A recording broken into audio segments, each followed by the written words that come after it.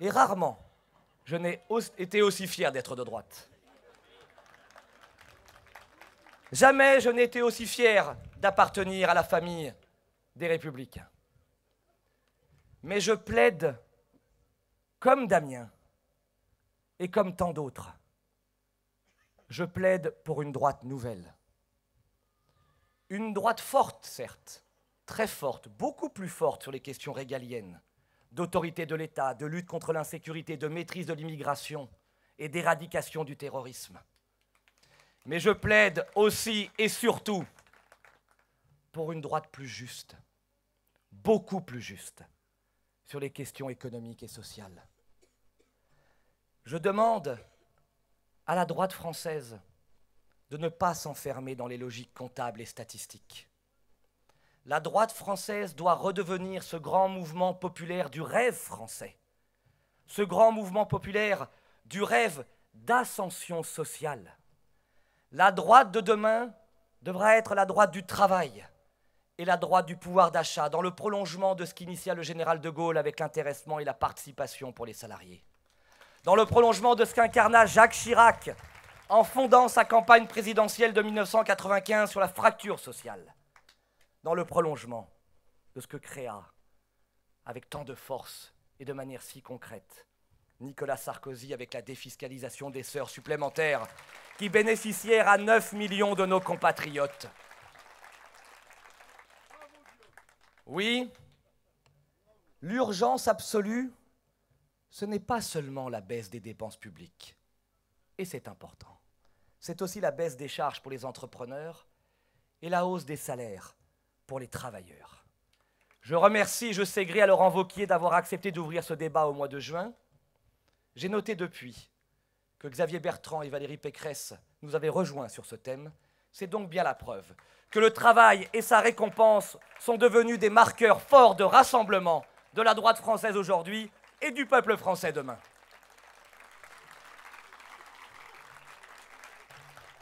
De la même manière que Nicolas Sarkozy a brisé le tabou de l'identité et de l'immigration en 2007. J'appelle la droite française à briser le tabou du travail et de sa récompense en 2018. Je veux que la droite soit capable de proposer aux Français une nouvelle société, un nouveau contrat social, un New Deal fondé sur un triptyque simple: la baisse des dépenses publiques, la baisse des charges pour les entrepreneurs et la hausse des salaires pour les travailleurs. Oui, n'en déplaise à certains, je ne suis l'esclave d'aucune école de pensée. Je ne suis ni libéral, ni socialiste. Je suis pragmatique. Je suis même, et je le revendique, travailliste, parce que je considère que le travail, c'est la valeur centrale de l'économie française, que c'est par le travail que nous allons pouvoir redresser notre pays. Et je veux, demain, face aux excès de l'ultralibéralisme et face aux dangers du socialisme, rappeler que le travaillisme, c'est une idée simple: défendre la France du travail et remettre la France au travail. Rémunérer justement les actionnaires, mais enfin récompenser décemment les travailleurs. Je suis opposé à la lutte des classes. Je ne crois pas au socialisme, pas plus qu'au mélenchonisme qui ont fait tant de mal à tant de pays dans le monde.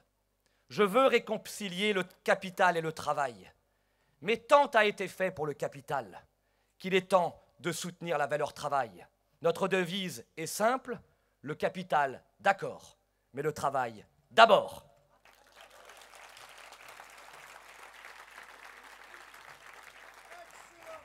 Oui, pour reprendre cette expression ô combien symbolique, nous devrons, dans notre politique culturelle et civilisationnelle, remettre l'Église au cœur du village, comme on dit chez nous dans le Loir-et-Cher.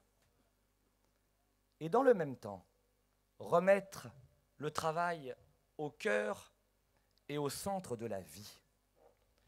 Baisser les dépenses publiques sans augmenter les salaires, c'est injuste. Augmenter les salaires sans baisser les charges, C'est irresponsable. Et la droite se doit d'éviter, bien entendu, ces deux écueils. Mais nous devons dire avec force que nous rêvons d'un nouveau monde fondé sur l'ordre juste. J'ai bien dit l'ordre juste. Avec une valeur cardinale, le travail. Le travail à l'aune du mérite. Cette valeur essentielle et fondamentale. Au fond, une nouvelle société dans laquelle la loi de l'effort l'emporte à nouveau sur la loi du plus fort. J'ai, pour préparer ce discours, eu la chance de redécouvrir un magnifique discours du général de Gaulle. J'entendais certains, de manière très caricaturale, me conseiller de ne pas trop utiliser ce terme de travail ou de travailleur. Je les invite à relire celui qui doit en toutes circonstances nous inspirer, le général de Gaulle, qui prononça le 1er mai 1950 à Bagatelle un discours fameux, où il réhabilita pour la première fois à droite ce joli mot de travailleur trop longtemps oublié par la droite française et trop longtemps abandonné à la gauche. Il disait « Travailleurs, c'est avec vous d'abord que je veux fonder et bâtir la France nouvelle. Lorsque, une fois encore, nous aurons remporté la partie, vous verrez apparaître une nation rassemblée et joyeuse où je vous en réponds, vous aurez, vous les travailleurs, votre digne et juste place. Alors, vous verrez sortir du voile qui le cache encore le visage radieux de la France. » C'étaient les mots du général de Gaulle pour célébrer la valeur du travail et remettre à l'honneur les travailleurs du peuple français. Oui, mes chers amis, c'est par le travail que nous allons rembourser nos dettes. C'est par le travail que nous allons retrouver le chemin de la croissance. C'est par le travail que nous allons pouvoir augmenter le pouvoir d'achat. C'est par le travail que nous allons retrouver tout à la fois notre destin collectif et nos destins individuels. Et si autour de vous, dans les jours, les mois et les années qui viennent, on vous interroge, quelle sera la politique de la droite lorsqu'elle reviendra au pouvoir? Vous pourrez leur répondre la chose suivante. Notre politique sociale? Le travail. Notre politique économique? Le travail. Notre politique éducative? Le travail. Notre politique commerciale? Le travail. Notre politique monétaire? Le travail. Notre politique budgétaire? Le travail. Oui, le seul critère qui doit compter pour notre future politique économique et sociale, c'est de savoir tout simplement, est-ce que cela récompense le travail ou est-ce que cela dévalorise le travail? Tout ce qui récompense le travail devra être choisi, tout ce qui dévalorise le travail devra être écarté.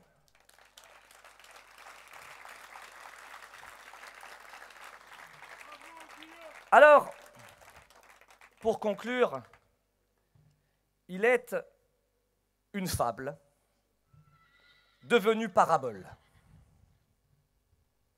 Et les animaux de Jean de La Fontaine nous envoient un signe. Il est une fable devenue parabole et une parabole devenue principe de réalité. Cette parabole a été piétinée par nos gouvernants depuis trop longtemps.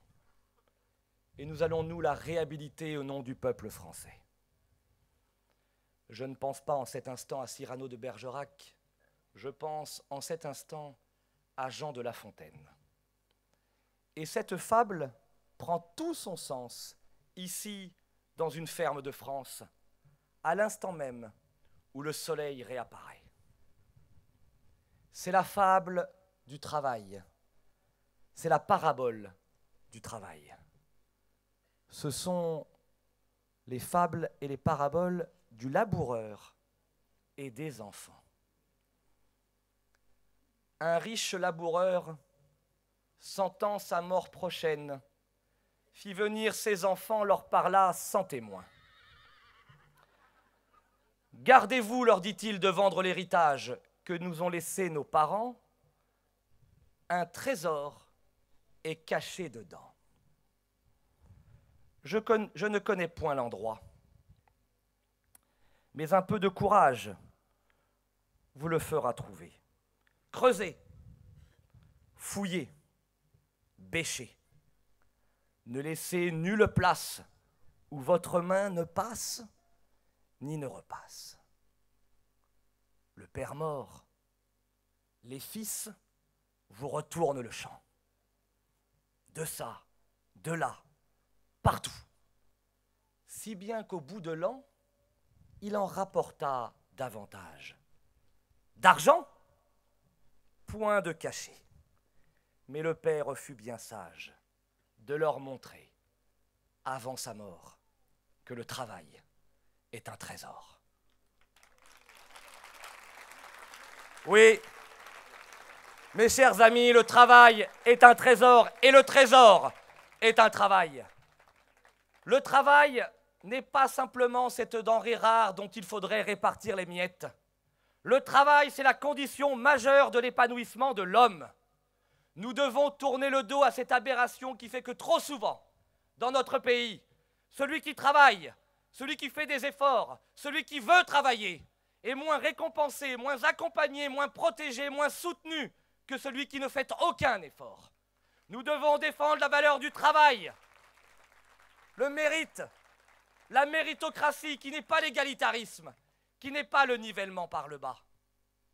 Nous croyons, nous, au travail et au mérite, qui est le droit fondamental pour chaque Français, quelle que soit son origine sociale et son lieu de naissance, de progresser en fonction de ses talents et de ses mérites, de progresser pour vivre mieux que ses propres parents, de vivre mieux que ses propres parents pour vivre mieux et offrir mieux à ses propres enfants.